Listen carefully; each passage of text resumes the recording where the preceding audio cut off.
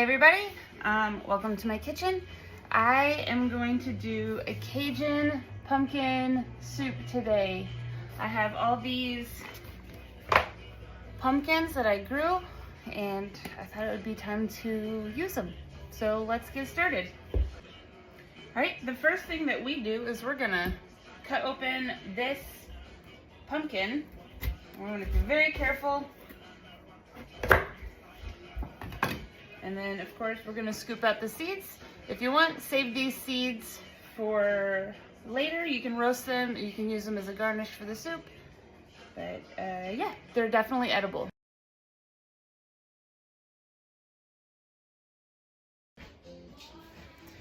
Now that we got the pumpkins seeded, I have my oven preheated to 350. And what we're gonna do now is we're going to drizzle some juice over it generously, and then we're gonna just add a little bit of salt and pepper. It's oil, not juice. My husband asked, is that really juice? It's oil. Slippery juice.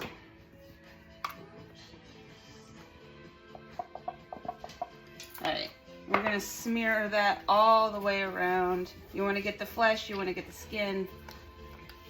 You wanna massage that all in. And then we're gonna put them flesh side down, skin side up. And we're gonna bake these in the oven at 350 for probably a little less than an hour since these are smaller pumpkins. But we want to have them fork or knife tender so you can stick it through without any resistance.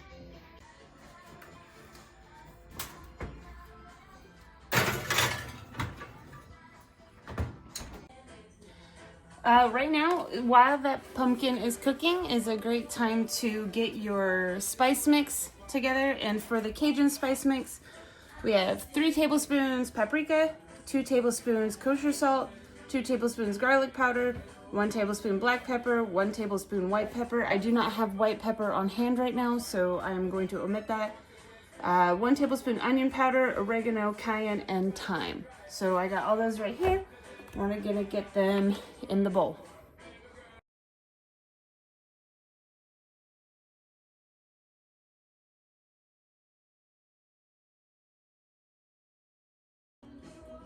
All right, now we got all that here. We can mix it all together, and then we're just gonna set it aside until we need it for the soup.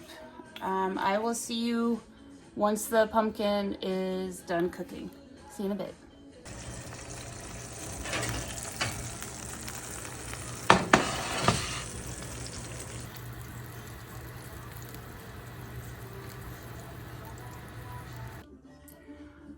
Okay, sorry about that. Sorry, the wiggle. So I have cooked and I pulled the flesh from the skin. So I have about 2 cups of cooked pumpkin here. And then I have my pot and oil heated, and I'm gonna saute up some onions. And while these are sauteing, I'm gonna add a little bit of that, that Cajun seasoning that we made up. So the Cajun seasoning that I made, this whole thing is not going in the soup. We're only gonna use like a little bit, right? So we can put this away for some other time. So I'm gonna put a little bit, like just a sprinkle. And we're gonna start spinning. We're gonna start stirring. We're gonna have these sweat out for maybe about 2 to 3 minutes.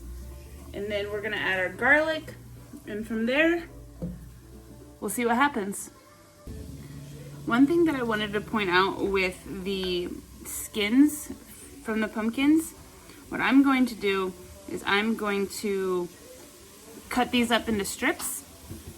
And then I'm going to dehydrate them in the oven probably for most of the way, and then I'm going to put the rest of it in the dehydrator. And once they're nice and crispy dry, I'm going to pulverize them and make a pumpkin powder.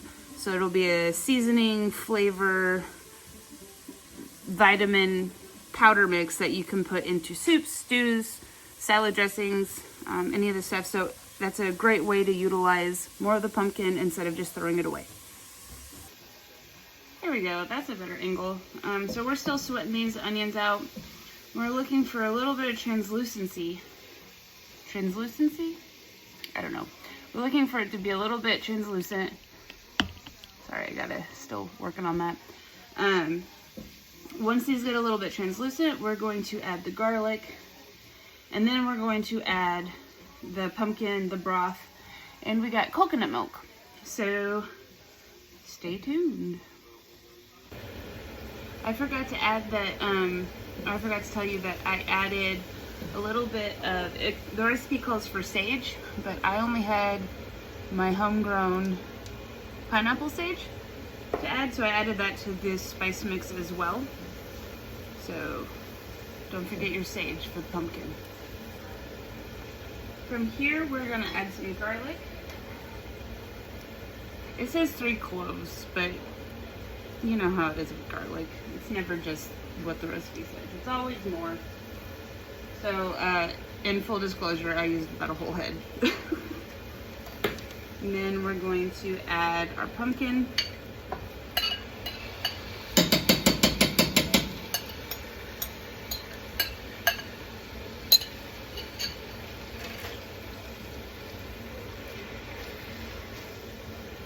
Stir that up, get it all familiar with each other. And then, according to this,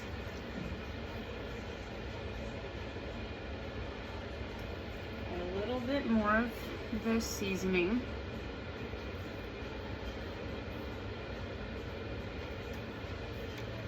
And then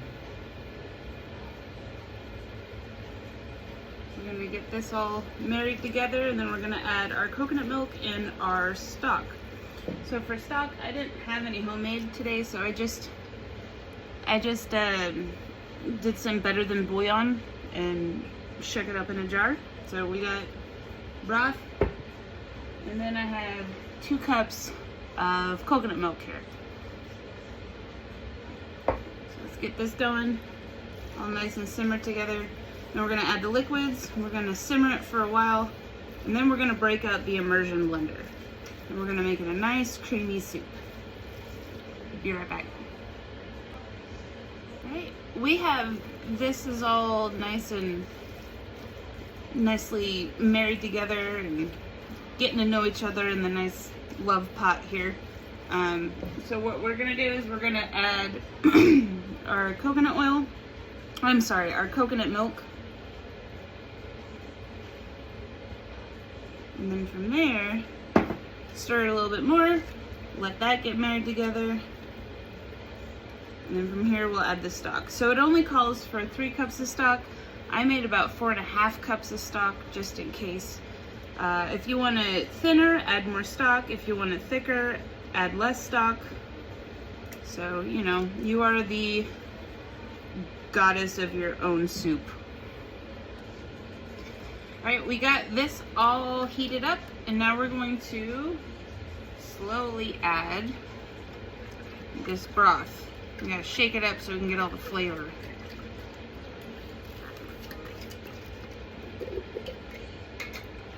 We're gonna do about that much, and then we're gonna get that together and we're gonna bring that up to boil. I like doing it in sections so you can get a nice smoothness. I know that we're gonna be blending it in the immersion blender, but for me it just tastes better if you add the liquids a little bit at a time, let them come to a little bit of a simmer, and then add the rest. Do how you do though, I'm not here to judge. We listen and we don't judge. Alright, we have everything came up to a boil, and now I turned the heat off. I'm going to immersion blend this to the thickness I desire. Alright, from here I'm going to turn the heat back on, but I'm going to keep it on more of a low, and I'm going to simmer this until it reduces down to the thickness that I want. If you want it to get a little bit thicker quicker, You can do, excuse me, you can do a cornstarch slurry. But I'm gonna simmer it down first and see how that goes. I gave my soup here a little bit of a taste test, and it was a little bit too hot, like spicy, and a little bit too salty. So what I did is I took one carrot, broke it up, and I took one potato and I cut it into quarters. And that potato is going to absorb a lot of that salt, and that carrot is going to add some sweetness to counteract that spice. But when I was making the Cajun spice, I only had I had enough cayenne pepper, but there was only like a tiny little bit amount in the bottle left, so I just put the rest of it in, and I think that just took it a little over the top. It's not that it's too spicy in the sense that it is just overwhelming to the rest of the flavors. So I want to tone that down a little bit, and we're just gonna simmer away. We're still simmering. Here we are towards the end. I'm gonna make it a little fancy today, so I'm gonna strain it and then add the cornstarch to make it a little bit thicker. But right here, I am just pulling out the potatoes and carrots. I'm going to probably mash these up and just give them to my dogs. So nothing, I'll rinse them off too to make sure there's no onion or anything on it. But yeah, nothing goes to waste here. Now I gotta fish out the rest of the things. Look at what is left over in the strainer after I push the juice out of it. The soup juice, as my husband calls it.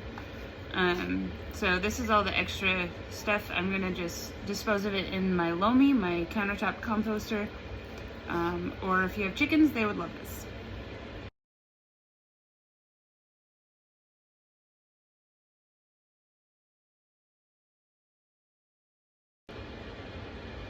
Now we have our strained soup.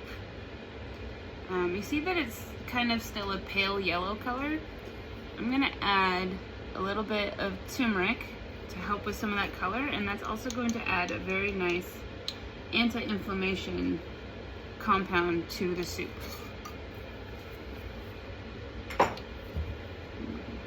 And this should make it a nice brighter color, or at least deeper color.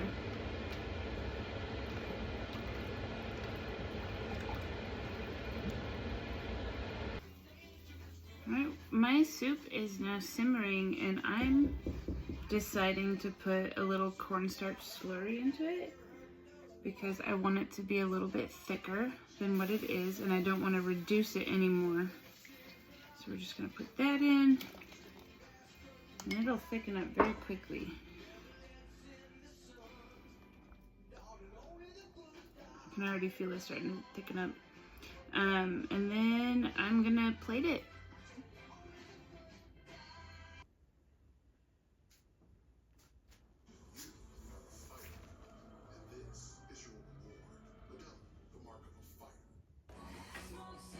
We had video issues, so let's try that again. What grade do you give it, or whatever it is? On the star rating, like 1 to 5 stars. How do I like it, and would I have it again? I'd give this one like a solid, probably like a 3.5 to 4 star. Okay. Because I think Out of 5, right? right. Okay. No, out of 100. It's a very seasonal soup. I like the way the flavors work together. The spices, the salt, and then the sweetness of the pumpkin. That's good. And then the creaminess of the little dollop of yogurt in there. Yeah. That's good. Do you think